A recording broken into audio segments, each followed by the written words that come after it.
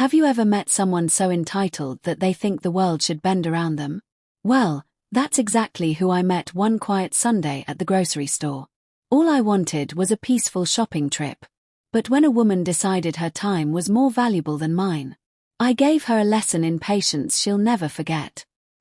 Speaking head in silhouette hash. If you've ever been cut off in line, ignored, or treated like your time doesn't matter, you're going to love how this story ends. So grab a snack, hit that like button, and let me tell you how one small act of disrespect turned into the most satisfying grocery store revenge I've ever pulled. Clock hash. It was one of those quiet, peaceful Sundays. The kind where sunlight filters through the car windshield, and you think, alright, maybe life isn't so bad today. The parking lot wasn't too crowded. The store smelled like coffee and freshly baked bread. Everything about that moment said calm. I had my grocery list ready, just a few essentials: milk, eggs, bread, and a few snacks. Nothing dramatic. Nothing that screamed revenge story incoming. But the universe, it seems, loves irony. Because the moment I reached the checkout line, peace vanished. Now, if you've ever done your own grocery shopping, you know the rhythm of checkout lines. There's an unspoken dance. You wait your turn, give the person ahead of you space, and only start unloading your items when they're clearly done. Simple, right? Apparently, not for everyone. I was halfway through unloading my cart when I felt a sudden nudge behind me. I turned my head, and there she was. An older woman, probably late 60s, hair dyed a sharp silver blonde, lips pursed tighter than a Ziploc bag. And without so much as a glance, she began unloading her groceries right onto the belt, behind mine, while I still had half a cart left. For a second, I thought maybe she hadn't noticed. Maybe she thought I was done.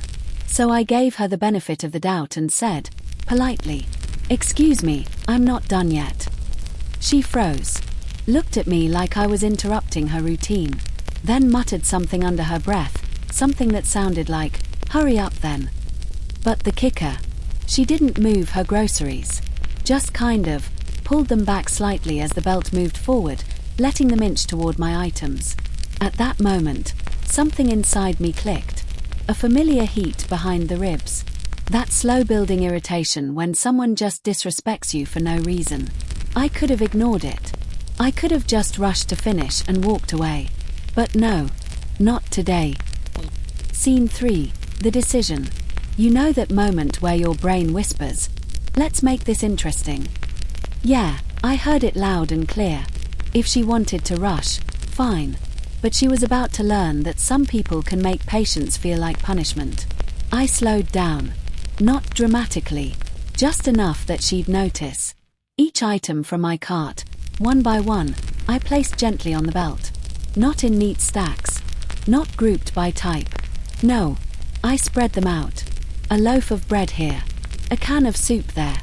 The belt rolled forward, and each time it did, she had to tug her items back to keep them from mixing with mine. Her hands started twitching. Her eyes narrowed. She was fuming silently. I turned to the cashier, who had clearly noticed what was happening. She gave me a small smirk, that look of "I get it, I've seen it all." "How's your day going?" I asked casually. The cashier smiled. "Better than hers, I guess." We both laughed quietly. At this point, the woman behind me was practically vibrating with frustration. She kept sighing, loud, exaggerated sighs, the kind that sound like a steam engine letting off pressure. Then she muttered, "Some people just have no manners." Oh, the irony. So I decided to give her something to really complain about. When it came time to pay, I did something I almost never do. I paid in cash. I pulled out a small wallet, slowly counted each bill, one by one. The cashier scanned the last item, gave me the total. "That'll be $48.26. I smiled, reached for my pocket, and began sorting through my cash like I was doing math homework. $20, $10, another $10, a few fives, then coins. Lots of coins. Each clink echoed like justice in motion. The woman's hand tightened on her cart handle. Her foot started tapping. I could practically hear her blood pressure rising. Scene 5. The sweetest part. Once I'd paid, I didn't rush to bag my groceries. No, no, no. This was the final act, and I was going to savor it. I carefully placed each item into my reusable bags, making sure the eggs had padding, the bread wasn't squished, and the cans were perfectly balanced. I adjusted the handles twice, then paused, and adjusted them again. Every second felt like poetry. She was visibly red-faced now, eyes darting between me and the cashier, silently begging the universe to make me move faster. But I wasn't done. Before leaving, I turned to her, met her glare head-on, and said, softly, kindly, but with just enough edge, "Have a lovely day." And I smiled. A small, calm, unbothered smile. The kind that says, "You lost." She didn't reply, just stood there, fuming, clutching her groceries like a dragon protecting its hoard. As I walked out into the parking lot, the sunlight hit just right, and I started laughing. Not a loud laugh. Just that quiet, relieved chuckle you let out when karma does its job. Because honestly, it wasn't about making her miserable. It was about standing up, in the smallest possible way, for basic respect. That's the beauty of petty revenge. It's not about hurting someone. It's about restoring balance. Sometimes, you don't need grand gestures or explosive confrontations. Sometimes, justice looks like taking your sweet, deliberate time while someone learns patience the hard way. And in that moment, I realized something. People who rush others rarely rush themselves toward kindness.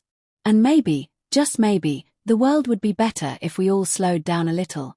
To remember that everyone's time matters. Her face, red and trembling, as I smiled and walked away, was worth every slow-motion second. I didn't raise my voice. Didn't insult her. Didn't break a rule. I just gave her a taste of the very impatience she'd tried to dump on me. And that's what made it perfect. Sometimes revenge isn't loud. It's quiet, calm, precise. It's knowing you've turned someone's arrogance into their own punishment. And in a world full of people rushing for no reason, patience is the ultimate power move. Clapperboard. If this story gave you that little spark of satisfaction, smash that like button and tell me in the comments. What's the pettiest but most perfect revenge you've ever seen? And of course, subscribe for more true Reddit revenge stories that prove one simple thing. Karma always comes, even at the checkout line.